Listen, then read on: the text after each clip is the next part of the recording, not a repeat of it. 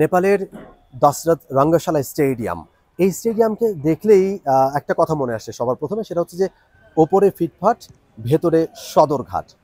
হয়তো আপনারা একটু মনক্ষুণ্ণ হতে পারেন যে এত চমৎকার স্টেডিয়াম, এত চমৎকার আউটলুক, এত চমৎকার কালারফুল গ্যালারি এবং গ্রিনিজ একটা গ্রাউন্ড, সব কিছু দেখে নয়ন জুড়ানো, দেখলে মন ভালো হয়ে যায় এরকম একটা দৃশ্য।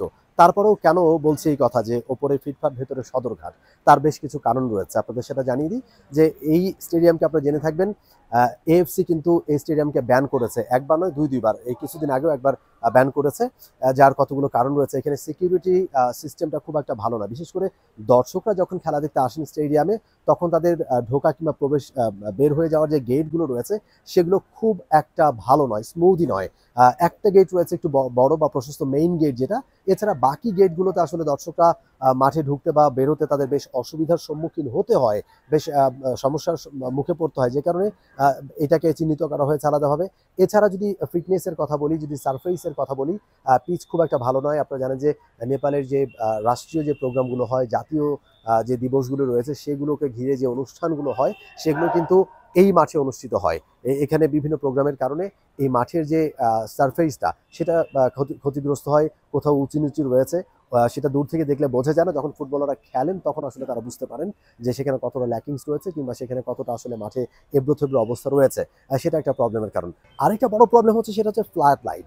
ফ্লাড লাইটের অবস্থাটা খুব একটা ভালো নয়, সব জায়গায় সমানভাবে লাইটের অবস্থাটা ঠিকঠাক নেই, এবং সেটার কারণেও কিন্তু একটা প্রবলেম। এবং আরও একটা বিষয় যেটা রয়েছে, সাংবাদিকরা যারা এখানে কাজ করতে আসেন, তারা কিন্তু বাধার সম্মুখীন তাদের হতে হয়, এবং সাংবাদিকদের জন্য নির্দিষ্ট কোনো প্রেস বক্স নেই, গ্যালারিতে তাদেরকে কাজ করতে হয়। এবং এখানে যেটা হচ্ছে যে কোনো ডেস্ক নেই। যারা ল্যাপটপ সাথে করে নিয়ে আসেন, যাদেরকে এখানে বসে লেখালেখি করতে হয়, তাদেরকে কোলের উপরে ল্যাপটপ রেখেই কিন্তু লেখালেখি করতে হয়। যতবার সাংবাদিকরা এখানে এসেছেন বিভিন্ন দেশ থেকে এবং বাংলাদেশ থেকে, অনেক সাংবাদিক আসে যখন বাংলাদেশের খেলা এখানে হয়, এবং তখন তাদেরকে এই বিষয়গুলো সাফার করতে হয়।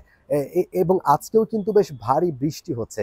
প্র্যাকটিস অনুষ্ঠিত হওয়ার কথা নেপাল এবং বাংলাদেশে, তার আগে বেশ ভারী বর্ষণ রোদ ছিল, এবং হঠাৎ করে সে রোদ সরে গেল, মেঘের ঘন ঘটা এবং বৃষ্টি ঝরতে শুরু করলো। এবং যেখানে সাংবাদিকরা মূলত থেকে কাজ করেন, সেই জায়গায় পানি পড়ে, কোথাও কোথাও ফুটো রয়েছে, শেড, সেখান থেকে পানি পড়ছে, কিংবা বৃষ্টির ঝাপটা এসে সবকিছু ভিজিয়ে দিচ্ছে।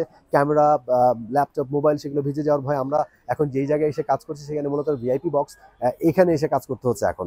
সাংবাদিকদের জন্য নির্ধারিত যে জায়গাটা, সেখানে কাজ করার উপায় নেই বৃষ্টি হলে।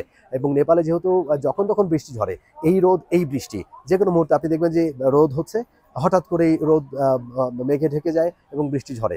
সুতরাং সেই জায়গায় আসলে কাজ করতে খুবই কঠিন একটা বিষয়, কষ্টকর বিষয়। এরকম বিভিন্ন কারণ, আরও কিছু কারণ রয়েছে। সব কিছু মিলিয়ে স্টেডিয়ামটা আসলে আনফিট হিসেবে চিহ্নিত করেছে এএফসি, এবং তাদেরকে ব্যান করা হয়েছে। সুতরাং ওই যে কথাটা প্রথমে বলেছিলাম, যে স্টেডিয়ামকে দেখলে এত চমৎকার, এত কালারফুল, এত চমৎকার সারফেস, এত চমৎকার গ্রাউন্ড, দূর থেকে দেখতে নয়ন জুড়ানো, দেখতে খুব ভালো লাগে।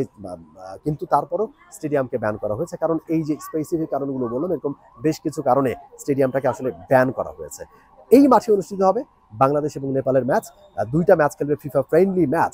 6 তারিখ একটা, 9 তারিখ একটা, অর্থাৎ রাত পোহালেই প্রথম ম্যাচ শনিবার বাংলাদেশ এবং নেপালের মধ্যকার ফ্রেন্ডস ম্যাচ, যেটা অনুষ্ঠিত হবে বাংলাদেশ সময় সন্ধ্যা 5:45টায়। এবং দেখতে পাবেন সরাসরি দেশের প্রথম এবং একমাত্র স্পোর্টস চ্যানেল টি স্পোর্টসের পর্দায়। For more updates, subscribe to our YouTube channel and click on the bell icon. Follow us on Facebook and Instagram. Download T-Sports app to enjoy exciting games and highlights. Visit tsports.com.